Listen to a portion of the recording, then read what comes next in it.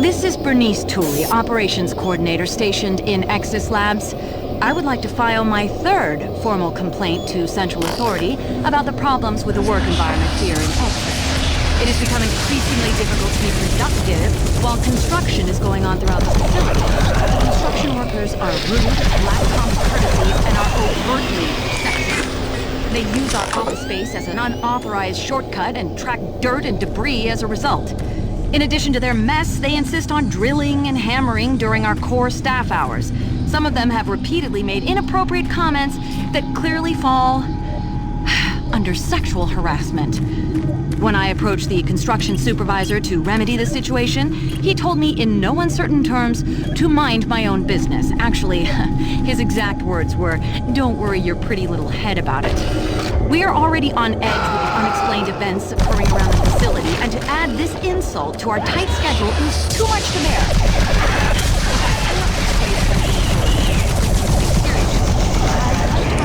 Section 20, paragraph 9 of UAC's Regulations Code.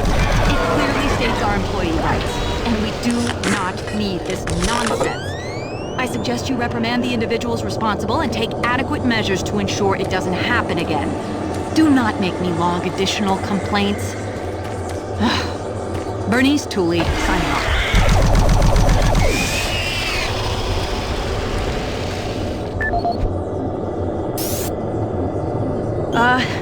I hope this thing's working. Something is happening here, and no one knows what's going on.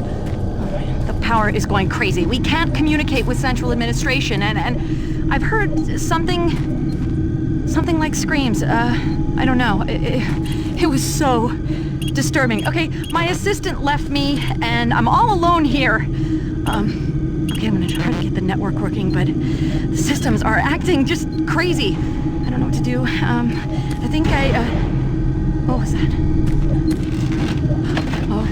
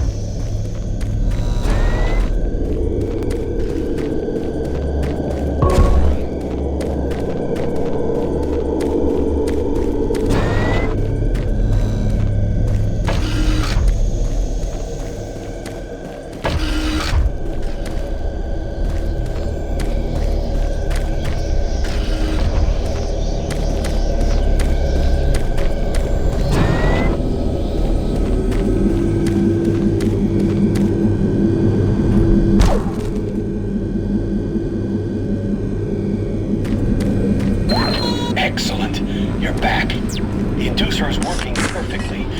Teleporter is ready for transport. Here's the situation. There's a teleporter outpost in the other dimension, and it's still operational. It's very powerful, and it has a range that could lead those demons all the way to Earth. I would disable it myself, but it requires 2 people to do it. One person at the outpost to initiate the teleporter, and another person here to transmit a power surge to destroy it.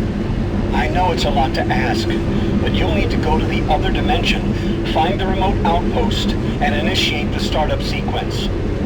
You're our only hope of defeating this evil. I've got the teleporter ready to go. All you need to do is go into the chamber and initiate the sequence. I'll handle the rest from here. But before you go, I want to give you my personal account of what happened here. It explains everything.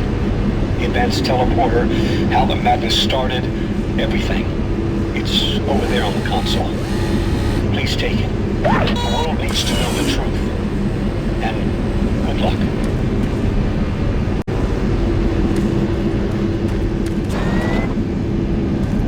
Decontamination process started. Decontamination complete. I have the teleporter sequence already configured. Just activate the main console. When you reach the outpost, I'll be able to communicate with you. Good luck.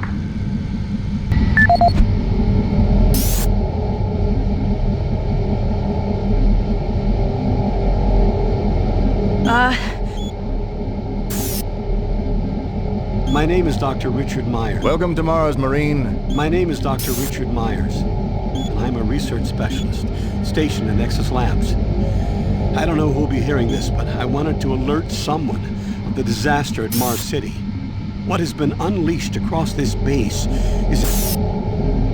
My name is Dr. Richard Myers, and I'm a research specialist stationed in Nexus Labs. I don't know who'll be hearing this, but I wanted to alert someone of the disaster at Mars City. What has been unleashed across this base is an unimaginable evil, and we only have a slight chance of stopping it. The research I participated in was the next step in teleportation. To give context to my research, back in 2115, UAC researchers discovered an ancient Martian civilization. At the Urbis dig site, they found a Martian teleportation device. It was non-functional, and all attempts to start it proved fruitless. It took many years, but the researchers managed to learn enough from the device and other wall carvings to reverse engineer it. The first prototype teleporter, codenamed Project Mercury, was built in Delta Labs and became operational in 2139. This teleporter was only capable of short distance travel and limited quantities of matter transference. It could only teleport a single test subject, small animals and chimps usually, across a room. Once testing intensified and technical data increased, we were able to fabricate more powerful teleporters. In Delta Labs Sector 3, Project Gemini managed to increase teleportation across greater distances. In addition to the increased range, we found we could begin transporting human-sized subjects. It was during this stage we began to see the effects of opening up these portals to that strange dimension. Our scientific curiosity overruled the obvious warnings, and under Dr. Malcolm Betruger's direction, we continued experimenting. On Project Apollo, the engineers developed a room-sized teleporter in Delta Lab Sector 4. It was capable of teleporting a small-sized team to destinations on this new dimensional plane. The expedition teams began exploring and setting up small research outposts. We could only teleport small equipment with the Delta 4 teleporter, and this condition frustrated Dr. Betruger. Soon after the success of Project Apollo, plans were drawn and work executed on a new facility, Exus Labs. At Exus Labs, the goal was to create a large teleporter, similar in scale to the one at Urbis. It would be powerful enough to transport large equipment, even dropships, and eventually shorten interstellar travel. Betruger was so impatient on seeing results from this research, he had the engineers start work on the teleporter once the facility reached 75% completion.